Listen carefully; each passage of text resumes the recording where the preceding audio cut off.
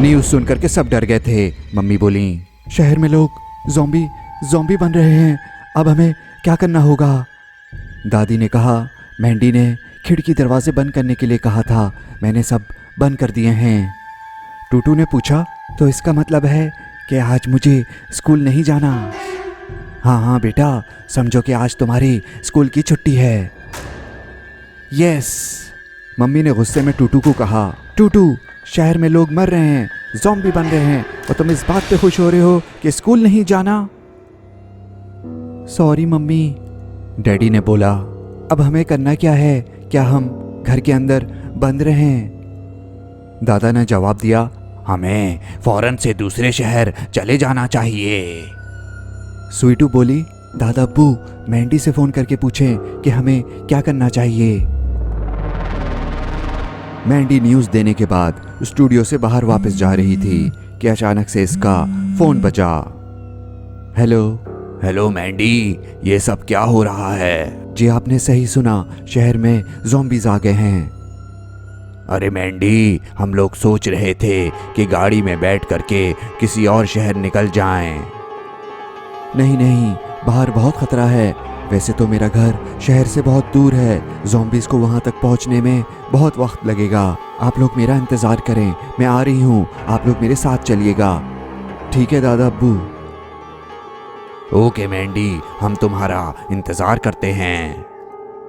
क्या हुआ दादा अब्बू? मैंडी क्या कह रही थी?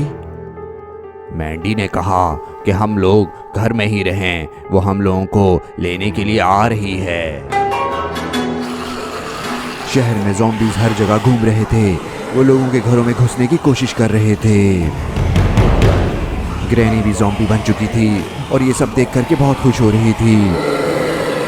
ज़ॉम्बीज़ को काबू करने के लिए शहर में आर्मी आ चुकी थी। आर्मी के चीफ ने कहा, ओपन फायर। ऑर्डर मिलते ही फौजियों ने अपनी मशीन गनों से ज़ॉम्बीज़ पर फायरिंग शुरू कर दी। ये देख करके पुलिस चीफ को गुस्सा आ गया। उन्होंने आर्मी चीफ से पूछा, आर्मी चीफ, ये आप क्या कर रहे हैं? क्या आपकी आंखें कमज़ोर हैं? आपको नज़र नहीं आ रहा कि मैं इन ज़ॉम्बीज़ को मार रहा हूँ?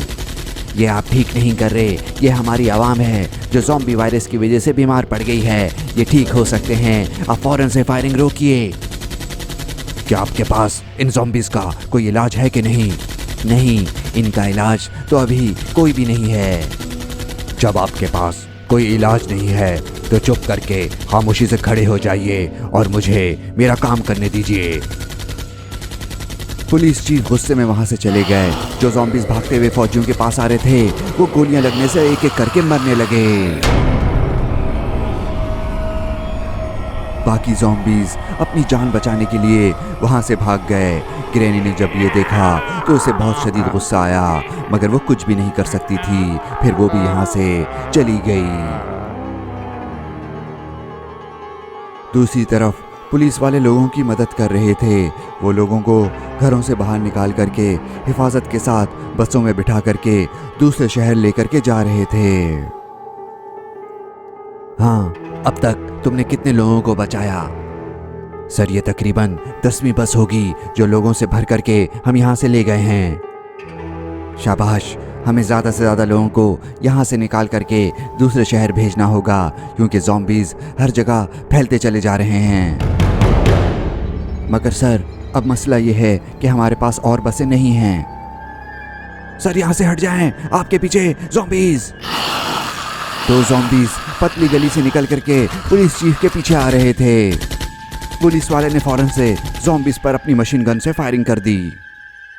दोनों ज़ॉम्बीज़ गोलियां लगने से तड़प तड़प करके वहीं पर मर गए। थैंक यू, तुमने मुझे बचा लिया। पुलिस चीफ का फ़ोन बजा। ये मैंडी की कॉल थी। हेलो मैंडी।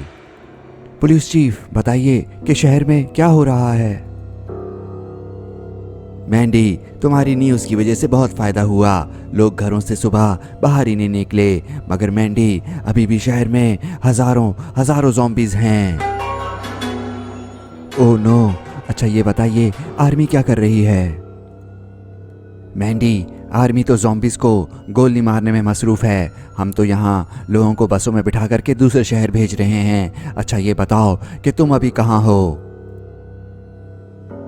सर मैं अपने घर की तरफ जा रही हूँ। वहाँ से मैं लतीफ़ा फैमिली को किसी सेफ जगह लेकर के जाना चाहती हूँ। आप बताएं कहाँ जाऊँ? मैंडी तुम ऐसा करो कि उन्हें लेकर के एयरपोर्ट चली जाओ। वैसे लोगों को ट्रेन और बसों के ज़रिए भी शहर से निकालने का इंतज़ाम है। Thank you. मैं लतीफ़ा फैमिली को बचाने के बाद आपकी मदद के लिए आ जाऊंगी। मैंडी का घर शहर से काफ़ी दूर था, मगर उसे डर था कि कहीं ज़ॉम्बीज़ उसके घर तक ना पहुंच जाएं।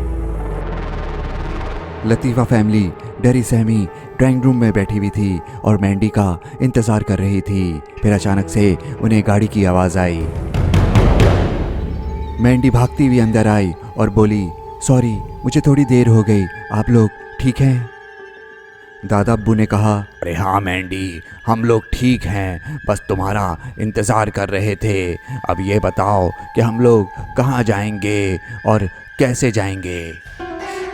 मैं यहाँ से आप लोगों को लेकर के सीधा एयरपोर्ट जाऊँगी, फिर वहाँ से आप जहाज़ में बैठ कर के दूसरे शहर चले जाइएगा।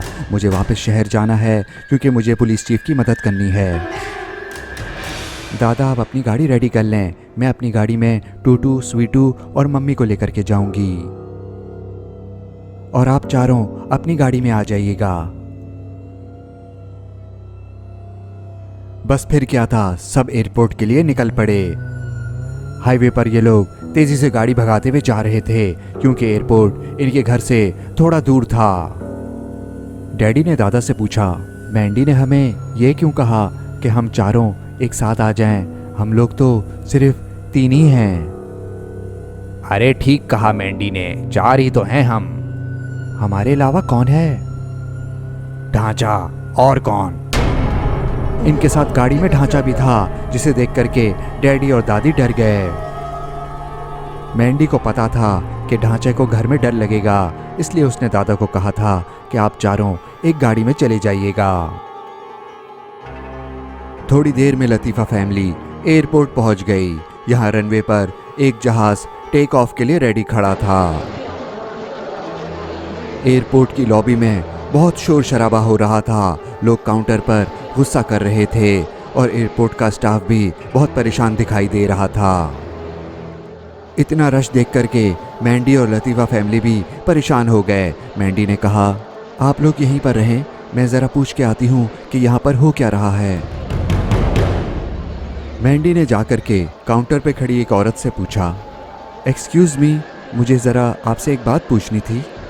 अरे बीबी जाके लाइन में लग जाओ, मेरा यहाँ पे खड़े दिमाग मत खाओ। लाइन में मैं लग जाती हूँ, मगर मुझे ये तो बताइए कि यहाँ इतना शोर शराबा क्यों हो रहा है? हमारे पास एयरपोर्ट पे अभी एक ही जहाज़ है, दूसरे शहर छोड़ के आने में 2 से ढाई घंटे लग जाते हैं।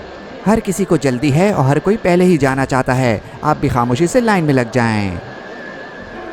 वैसे अंदाज़न हमारी कितनी देर में बारी आ जाएगी? इतना रश है, कम से कम 2 से 3 घंटे तो आपको लग ही जाएंगे। ओह नो, यहाँ तो बहुत देर लग जाएगी। मैंडी ये सोच रही थी कि कहीं इतनी देर में ज़ॉम्बीज़ यहाँ तक ना पहुँच जाएं।